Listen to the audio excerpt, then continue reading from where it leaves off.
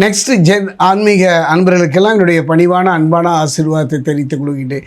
மனித வாழ்வை பொறுத்த வரைக்கும் இன்பமும் துன்பமும் கலந்தது தானே.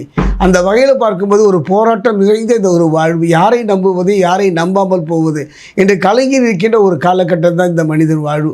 ஒரு காலத்தில் நான் நம்பிக்கை வைக்கின்றோம் உறவின் மீதும் சரி, நண்பர்கள் மீதும். ஆனால் இன்றைய காலகட்டம் யார் மீது நம்பிக்கை வைப்பது, அவர்கள் எந்த மனோநிலையில் அவர்களுடைய எதிர்பார்ப்பு கிடைக்காத பொழுது நம் மீது பாய்ந்து விடுவார்கள் என்றெல்லாம் நினைக்கத்தானே தோன்றுகிறது.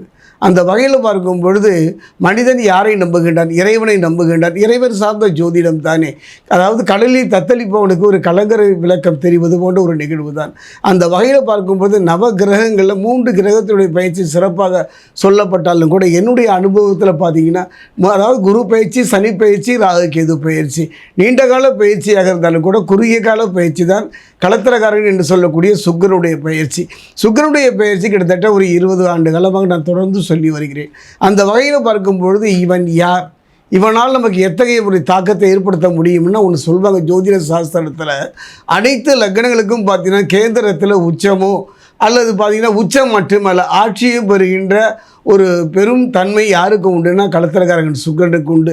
இது குருவுக்கு கூட கிடையாதுங்க. அந்த வகையில் பார்க்கும்பொழுது வாழ்வை தீர்மானிக்கக்கூடிய ஒரு நல்ல மாற்றங்களை தரக்கூடியவன் சுக்கிரன் தான். அந்த சுக்கிரனுடைய பயிற்சி எவ்வாறு இருக்கும், அதாவது மிதுனத்துக்கு என்பதை பார்ப்போம். அதே மாதிரி அர்த்தம் பார்த்தீங்கன்னா சுக்கிர பகவானை பொறுத்த வரைக்கும் ஒரு குறுகிய கால பயிற்சி தான். 26/11/2025 அன்று பார்த்தீங்கன்னா துலாம் ராசியிலிருந்து விருச்சிகத்துக்கு பயிற்சி ஆகின்றார். 20/12/2025 வரை அங்கு தான் அவர் தங்குகின்றார். இவர் சுக்கிரன் அந்த விருச்சிகத்துக்கு செல்லும் பொழுது விருச்சிக ராசியில் ஏற்கனவே பார்த்தீங்கன்னா பூமிகாரகன் என்று சொல்லக்கூடிய செவ்வாயும், அதாவது சூரியன் ஆத்மகாரகன் பிதுகாரகன் என்று சொல்லக்கூடிய சூரியனும் புதனும் அங்கு தான் இருக்கின்றார். அந்த இடம் நோக்கி அற்புதமான ஒரு நிகழ்வை தரக்கூடிய சுக்கிரன் செல்கின்றது. எந்த விதமான ஒரு மாற்றம் தாக்கம் தரும் மிதுனம் என்பதை இப்போ நம்ம பார்க்க போகிறோம்.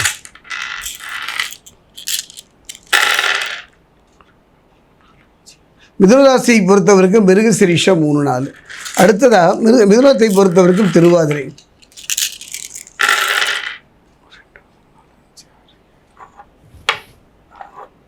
மிதுனராசி இருக்கக்கூடிய புனர்பூசம் 1, 2, 3.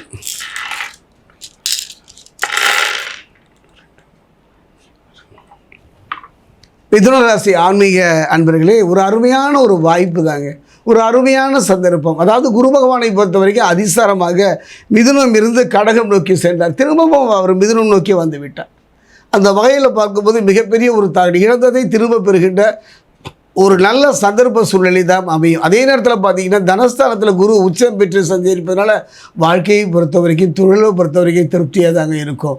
அதே நேரம் பார்த்தீங்கன்னா பண பிரச்சனைகளில் தலையிடாமல் இருப்பது, அதாவது பிறகு கொடுக்கல் வாங்கல் விஷயத்தில் நீங்கள் தலையிடாமல் இருப்பது. நான் இருக்கிறேன், நீ கவலைப்படாத, நான் உனக்கு என்று ஜாமீன் கொடுப்பதோ பிறருக்காக வக்காலத்து வாங்குவதோ இந்த காலத்தில் வேண்டாங்க. தானுண்டு தன் வேலையுண்டு என்று இருப்பது சிறப்பு என்பதைத்தான் இந்த சுக்கிரனுடைய பயிற்சி மிதுனராசிக்கு சொல்கிறது. அதே நேரம் பாக்கியஸ்தானத்தில் பார்த்திங்கன்னா வக்ர நிவர்த்தியான சனி பகவான் ராகுவும் சேர்ந்திருப்பதனால கொஞ்சம் பணி சுமை அதிகரித்தாலும் இறுதி என்னவோ உங்களுக்கு தான் வெற்றியை தரும், தொழிலில் ஒரு நல்ல மாற்றத்தை தரும். அது மட்டும் கிடையாதுங்க, எப்போ பார்த்தாலும் ஒரு கவலை தோய்ந்த முகம், கவலை சார்ந்த ஒரு வாழ்வு, அடிவயிற்று ஒரு பயம் கலந்த ஒரு வாழ்வு வாழ்கின்ற அந்த நிலை மாறினாலே போதுமே. குறிப்பாக சனியுடன் ராகு சேர்ந்திருப்பதனால நான் சொன்னேன் அல்லவா, பணி சுமை வரத்தான் செய்யும். அந்த அரசு துறையில் ஆன்மீகத்தில் பொது வாழ்க்கையில் இருக்கக்கூடிய அவங்களுடைய செயல்பாட்டில் சுமை அதிகமாக இருந்தாலும் அது ஒரு சுகமான சுமையாகத்தான் இருக்கும். குறிப்பாக பார்த்திங்கன்னா பழகுவதில் எச்சரிக்கையாக நல்லது. ஏன்னு சொல்கிறேன்னா, பழகுவது என்பது நண்பர்கள் மட்டுமல்ல, கணவன் மனைவி உறவாக இருந்தாலும் சற்று கவனமாக இருக்கணும். ஏன்னா செவ்வாய் சற்று சங்கடத்தை தருவதனால சின்ன சின்ன கோபதாபங்களும் எரிச்சல்களும் சிலருக்கெல்லாம் அந்த பிரிவு சம்பந்தமான யோசனை கூட இந்த காலகட்டத்தில் தலை தூக்கும். ஒரு மனிதனுடைய வாழ்க்கையில் கணவன் மனைவி உறவு என்பதெல்லாம் ஒரு அற்புதம் தானே. அந்த வகையில் பார்க்கும்போது விட்டு கொடுப்பவர் யாரும் கெட்டு போவதில்லை, அனுசரி போவதற்கான ஒரு நல்ல சூழ்நிலையை சுக்கிரன் இந்த காலகட்டத்தில் உங்களுக்கு அமைத்து தருவார்.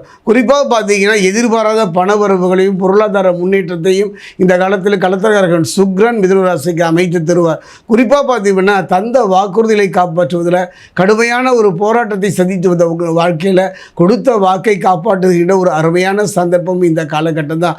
புதனோடு சுக்கிரன் சேர்ந்திருக்கின்ற நாள் ஒரு பொன்னான நாள். அதாவது பொன் வைக்கும் இடத்தில் பூ வைப்பது போல தடைபட்டு போன திருமணமாக இருந்தாலும் சரி, அந்த திருமணம் காதல் திருமணமோ பெரியவங்க பார்த்து வைத்த திருமணமோ இருந்தாலும் சரி, நல்ல முறையில் நடப்பதற்கு ஒரு அருமையான சந்தர்ப்பம் சந்தர்ப்பம். குறிப்பாக பார்த்தீங்கன்னா வியாபாரத்தில் வளர்ச்சி அடையக்கூடிய ஒரு தருணமும் இந்த காலகட்டம் தான். அதே நேரத்தில் பார்த்தீங்கன்னா கடந்த காலத்தில் இருந்து வந்த நெருக்கடிகள் எல்லாம் படிப்படியாக குறைவதை உணர்வீர்கள். அந்த நெருக்கடிகளெல்லாம் நீங்கி நிம்மதி தருகின்ற ஒரு காலமாக இந்த காலகட்டம் மிதுன ராசிக்கு அமையும். ஒரு மனிதனுடைய வாழ்க்கையில் சோழி பிரசன்னத்தில் பார்த்தீங்கன்னா 3 பலம் சொல்வார்கள். தெய்வ பலம், மனோபலம் சொல்வார். தெய்வ பலம், மனோபலம், தேக பலம் என்று 3 பலமும் குறைந்து கடுமையான ஒரு போராட்டங்களை கடந்த காலங்களில் சந்தித்து வந்தவங்களுக்கெல்லாம் இந்த காலத்தில் மிதுனத்தை பொறுத்த வரைக்கும் சனி பகவானை பொறுத்த வரைக்கும் கர்ம சனியாக இருந்தவர் இப்போ பாக்கிய சனியாக மாறுகின்ற ஒரு தருணம். ஆக 3 கிரகங்களும் சுபகமாக நலமாக வளம் வருகின்ற ஒரு காலமும் இந்த காலம் அற்புதமான காலம். அதே நேரம் தெய்வ பலம், அந்த தெய்வ பலத்தை பொறுத்த வரைக்கும் சேர்த்துக்கிட்டிங்கன்னா போதுங்க. அந்த வகையில் பார்க்கும்போது கார்த்திகை மாதத்தில் இந்த சுக்கிரனுடைய பயிற்சி நடைபெறுகிறது. கார்த்திகை என்றாலே சபரிமலைக்கு மாலை அணிந்து செல்வதைத்தான் நாம் பார்த்திருக்கின்றோம். அதே நேரம் திருவண்ணாமலை தீபமும் இந்த காலகட்டத்தில் தான். அந்த வகையில் பார்க்கும்பொழுது நமக்கெல்லாம் தெரியும் நரசிம்மரை பொறுத்த வரைக்கும் நம்பியவரை எந்த காலத்திலும் அவர் கைவிட்டதில்லை.